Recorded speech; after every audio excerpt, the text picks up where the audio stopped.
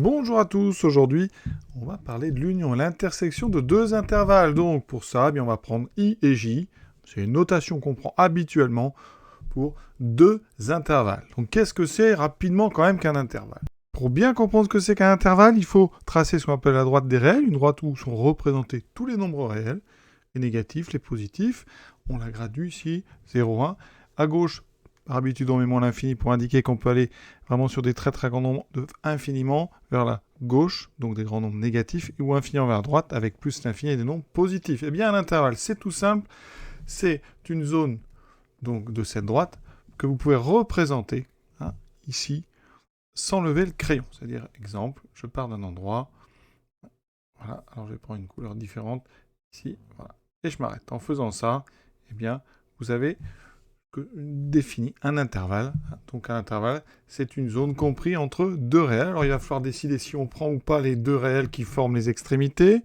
Donc il faut rappeler qu'il existe en fait 10 types d'intervalles différents qui sont brièvement rappelés ici. Donc les intervalles fermés de A à B, ouverts, A et B sont exclus, semi-ouverts d'un côté ou de l'autre, avec une partie infinie ici, ouvert ou fermé au niveau de l'autre borne, moins l'infini donc de l'autre côté. Il en existe deux qui ne sont pas dedans.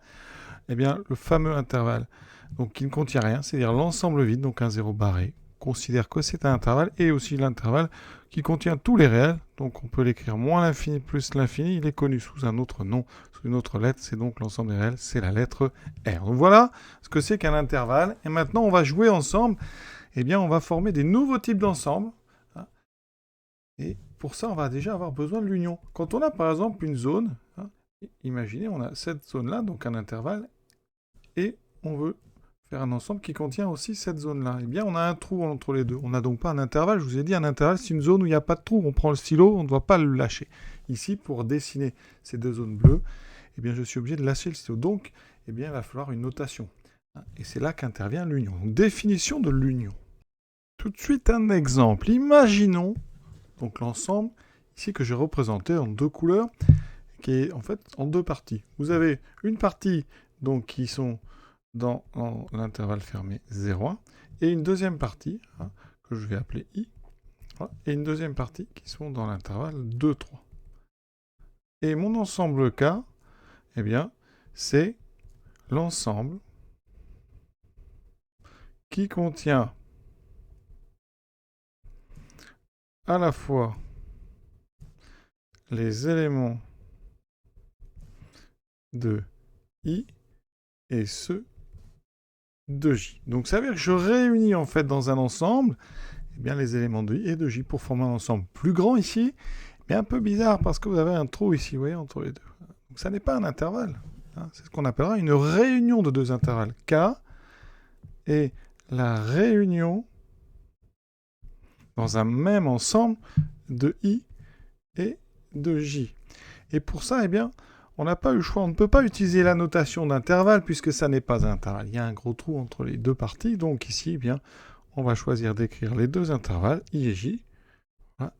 Et pour dire qu'on fait la réunion ou l'union, eh bien, on va mettre un U comme ceci. Donc ici, il faudra bien vous rappeler que le U, c'est tout simplement l'initiale donc de union. D'accord? Donc ça, c'est important. U, c'est l'initiale de union. Donc la définition, c'est la suivante. On appelle union ou réunion de I et J l'ensemble qui contient les éléments de I et ceux de J. Et on note I, U, J. Et on lit I, union, J. Alors, je vous donne un cas particulier. Ici, les deux ensembles sont ce qu'on appelle disjoints. Vous voyez, un grand trou entre les deux. Prenons deux intervalles qui ne sont pas disjoints. Par exemple, ici, je prends I, c'est donc l'intervalle fermé 0, 2. Et J, c'est l'intervalle fermé 1, 3. Quand je réunis ensemble dans un même ensemble les éléments de I et ceux de J, qu'est-ce qui se passe? Eh bien, l'ensemble que je forme ici, eh bien, cette fois-ci, il n'y a pas de trou, vous voyez. Les deux I et J ne sont pas disjoints, ils ont une partie commune, donc on appellera, vous allez voir, l'intersection. Et donc, si je dois réunir dans un même ensemble les éléments qui sont donc dans la zone jaune et ceux qui sont dans la zone bleue, eh bien, je vais être obligé de former un intervalle. Donc là, je vais avoir tous ceux qui sont de 0 à 3. Donc, on va dire que ici, I union J, est égal à l'intervalle 0,3. Donc parfois la réunion de deux intervalles est un intervalle, quand ils ont comme ça une zone commune, quand ils se chevauchent, et quand ils sont disjoints comme dans mon premier exemple, eh bien on ne pourra pas se passer de en fait le symbole union. Donc le symbole union, il est indispensable dans le cas où vous avez des réunions qui sont avec des zones non atteintes, c'est-à-dire que vous avez des parties comme ça entre différentes zones qui ne sont pas dans l'ensemble. Donc c'est vraiment indispensable cette union. Alors là où par exemple on s'en sert très souvent, c'est quand on définit l'ensemble R étoile, c'est-à-dire les réels non nuls, c'est R privé de 0, et bien ça on pourrait l'écrire sous forme d'intervalle.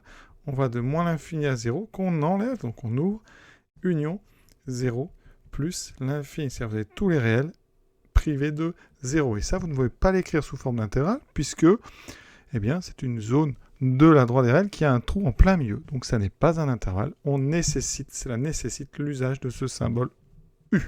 Alors une autre façon de dire les choses, I union J, eh bien, c'est l'ensemble des nombres ou des réels qui sont dans I, dans J ou dans les deux. D'accord ? Ça veut dire qu'ici, quand je fais mon intervalle, eh bien, je reprends mon exemple ici avec 0,3. Eh bien, il y a les nombres qui sont de 0 à 1 exclus qui sont dans I, ceux qui sont de 2 à 3 qui ne sont que dans J, et ceux qui sont de 1 à 2 qui sont dans les deux. Voilà. Et ça nous amène à quelque chose d'intéressant, c'est ce petit ajout quand on dit dans les deux. C'est-à-dire que quand on est dans les deux ensemble en même temps, on est dans ce qu'on appelle l'intersection des deux ensembles. On appelle intersection de I et J l'ensemble qui contient les éléments qui sont communs à I et J. Autrement dit, ceux qui sont dans I et en même temps qui sont dans J. Et ça, on note I avec cette notation-là. Et on lit I inter. On lit I inter J. Alors, pour vous rappeler, ici, on peut imaginer que ça, c'est le N du mot intersection. Vous avez dit union, eh bien on peut se rappeler de intersection, ça, comme si c'était en fait le N, d'accord ? Donc ici, en regardant les deux exemples que je vous ai fait, ici, c'était particulier. I, c'était le premier, J, c'était le deuxième, et bien ici, vous voyez, si je cherche la zone commune, eh bien, il n'y en a pas, on a dit que I et J étaient disjoints, l'intersection est donc l'ensemble vide, c'est très particulier. Dans mon deuxième exemple, ici, on avait I en jaune et J en bleu, eh bien I inter J, là il y avait une zone commune, c'est tout ce qui va de 1 à 2, 1 et 2 sont donc bien dans les deux intervalles, donc ils sont inclus, donc c'est un intervalle fermé, 1, 2, vous voyez. Donc on va souvent au départ utiliser les représentations graphiques des intervalles sous forme ici de petits schémas pour pouvoir arriver à voir s'il y a une zone commune ou pas. Les petites remarques. Alors, si on prend un intervalle I à l'intérieur d'un intervalle J, eh bien quand on fait l'union des deux, on obtient J, et quand on fait l'intersection, on obtient I. Petit exemple. Ici, je vais prendre donc I, ça sera un intervalle qui va de 1 à 2, et J va contenir tout l'intervalle. Donc ici, on a ceci, d'accord ? Donc en bleu, c'est J, et en jaune, c'est I. Et bien, vous voyez ici, quand je cherche eh bien, l'union des deux, je prends l'ensemble qui contient au moins une des deux couleurs, donc je vais de 0 jusqu'à 3, donc I union J, c'est bien ici tout ce qui va de 0 à 3, et donc je retrouve l'ensemble J, le plus grand des deux, et si je fais l'intersection, la zone commune, eh bien, vous voyez, c'est la zone jaune, elle est contenue entièrement dans la zone bleue, donc l'intersection ici, c'est donc tout ce qui va de 1 à 2, et ça sera donc I. Donc j'en ai sur des petits cas particuliers. Et donc pour finir, un résumé, on peut dire que I union J, c'est l'ensemble des éléments donc, qui sont dans I, ou dans J, ou dans les deux. Et si on considère I inter J, l'intersection de I et J, c'est donc les éléments qui sont dans I et en même temps qui sont dans J. Donc, vous ferez bien attention dans les phrases. Ici, on met des et des ou. Bien attention au sens que ça. Donc, intersection, ça veut dire que vous devez avoir les deux en même temps.